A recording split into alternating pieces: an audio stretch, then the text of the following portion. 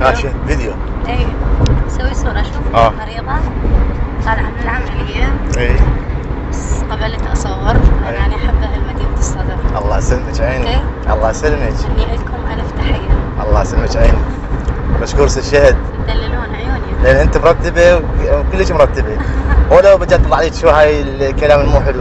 هاي الاشاعات هاي فاشاعات يعني هاي مبغضين طبعا هيك والله العظيم. انتم مال اقرب الناس اللي هم ترى. ناس تكرهني، ناس تضوج مني، ناس تغار مني بنفس انا اقدر اراويها انا بالله انا مو شرط هاي لان الغيره ترى هاي تقتل الغيره. نفس القناه اللي اداوم بيها وحده تغار مني بحي طبت بيتي واقيتها من اللابتوب مالتي مع الاسف غيرتها نزلته. ماكو بس انا حسب ما ماكو بنات بيناتهم ما يدقن ويرقصن ويغنن. لا بالعكس هذا البيت كل شيء بالبيت كل شيء بالبيت هو موجود. كل الشعراء بيناتهم كل انسان يعني طبيعي. بنات عوالي يعني ان شاء الله البيت يعني كل شيء بالبيت هو ترى البيت يعني احنا قاعدين ببيوتنا احنا مو بالاستوديو قاعد نسوي. لا والله ما مع الاسف والله.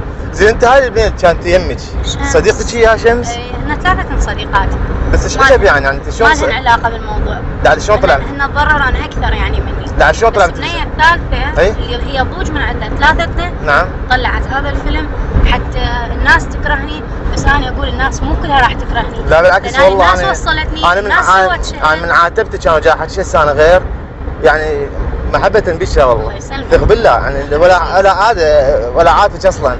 بس انا غير محبة بيك يعني شنو سببها صار؟ انا اقول اللي يحبني وجمهوري واللي يقدرني. يعني قلت معقول كنت ضاجي من العراق انت؟ ضاجي من يعني مستحيل. ترى ماكو عراقي. شوفوا العراق عراقنا احنا نمون عليه. وانت دائما تقول شمرانه وشم يعني احنا العراق عراقنا نمون عليه.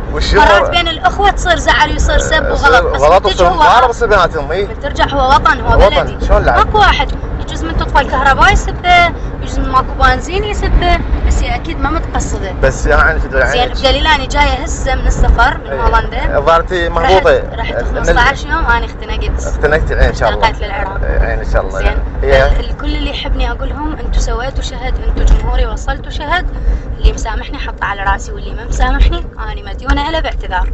اي والله. تحياتي لكم. الله يسلمك عين شهد. مشكور على هذا اللقاء. تدلل ورده.